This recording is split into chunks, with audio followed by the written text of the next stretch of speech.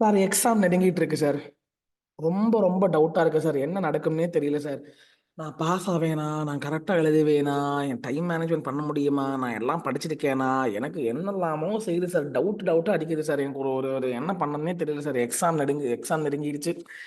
Completely I'm gone அப்படின்னு ஒரு feel எனக்கு இருக்குது சார். அப்படி இருக்கிறீங்கன்னா this videos for you.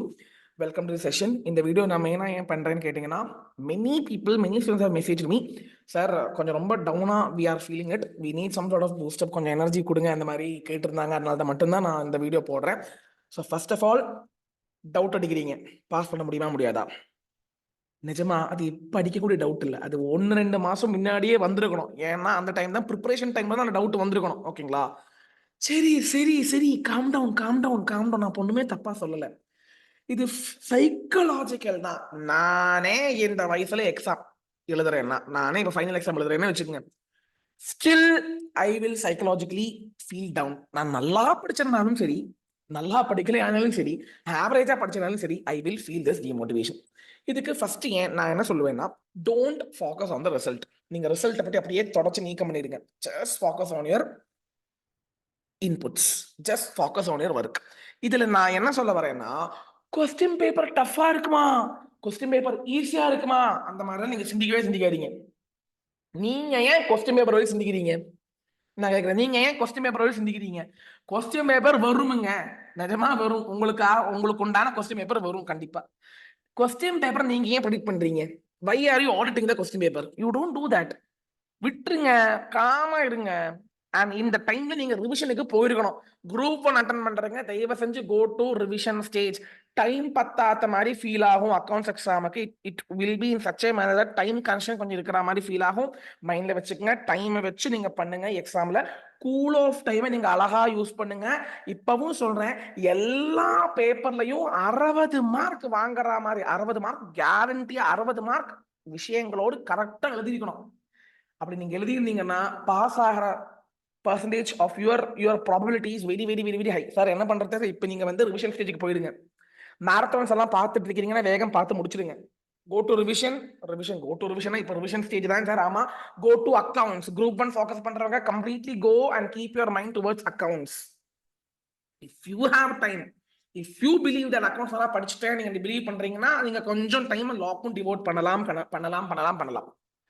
And very, very, very, very important thing, don't procrastinate or don't think about the question paper. The question paper என்ன வேணா வரட்டும், நீங்க அதை பத்தி சிந்திக்காதீங்க.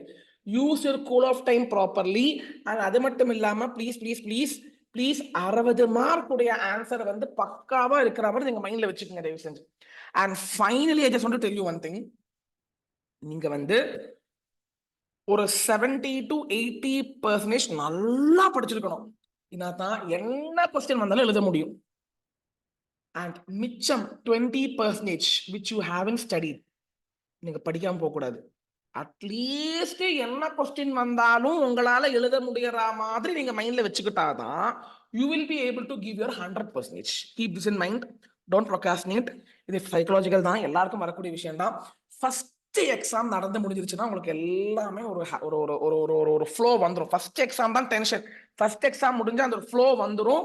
Guys don't doubt your self. நீங்க நல்லா பண்ணுவீங்க, அந்த மைண்ட் செட்ல இருங்க. நான் பண்ணுவேன், நல்லா பண்ணுவேன், எனக்கு ப்ராமிஸ் கொடுங்க சார், நான் பண்ணுவேன், நான் டவுட் அடிக்கல, நான் ரிசல்ட்டை பத்தி I am not thinking of my result, I am not going to doubt myself, I know I will perform well, அப்படின்னு தயவு செஞ்சு கமெண்ட் பண்ணி give energy to yourself and give energy to me also. நானும் ஒரு exam fear எனக்கும் வந்துருச்சு. நிஜமா எனக்கு ஒரு எக்ஸாம் கூஸ்பம்ஸ் வர மாதிரி ஃபீல் ஆகுது. So please don't doubt your self. It's my humble request. 60 mark நல்லா எழுதணும். 60 மார்க் கூட கரெக்ட் தெளிவான ஆன்சர் இருக்கணும் யுவர் ஆன்சர் ஷீட்ல. அண்ட் 80% டாபிக்ஸ் கரெக்டா படிச்சிருக்கணும். 20% டாபிக்ஸ் கரெக்டா படிக்கலையா இருந்தாலும் you should be in a reasonable way to potential way to answer those questions. Are you getting it guys? First exam நடந்து முடிஞ்சிட்டாலே நீங்க தெளிவாயிடுவீங்க. ஃபர்ஸ்ட் எக்ஸாம் கான்சன்ட்ரேட் பண்ணுங்க. நல்லா அக்கவுண்ட்ஸ் எக்ஸாம் கான்சன்ட்ரேட் பண்ணுங்க. Try to score 60 marks in advance accounts paper. நன்றி வணக்கம் guys. நான் மறுபடியும் ஒரு மோட்டிவேஷனோட வருவேன். அண்ட் 1 மினிட், குரூப் 2 மட்டும் ஃபோக்கஸ் பண்றாங்க. ஆல்ரெடி ஆடிட்டிங் எந்த மாதிரி ரிவிஷன் பண்ணணும் இந்த 10 டேஸ்ல சொல்லி போட்டிருக்கேன். பாருங்க கைஸ், அதோட அடிப்படையில் போனீங்கன்னா கண்டிப்பா நல்ல தெளிவு வந்துடும். All the very best. Doubt பண்ணாதீங்க. You believe in yourself. I believe in myself. I believe the process சொல்லி கமெண்ட் பண்ணி நீங்களும் எனர்ஜியா இருங்க. எனக்கும் எனர்ஜி தாங்க. போங்க போங்க. இதை பார்த்துட்டு இருக்கிறவங்க தண்ணியை குடிக்கிறீங்க, நல்லா சுடுதண்ணியை குடிங்க, போயிட்டு படிங்க, வேக ரிவிஷன் பண்ணுங்க. அக்கௌண்ட்ஸ் எக்ஸாம் மாஸ் பண்றோம், வெறுத்தனம் பண்ண போறோம். அவ்வளவுதான். நன்றி வணக்கம். This is C. Seshadri signing off. Thank you.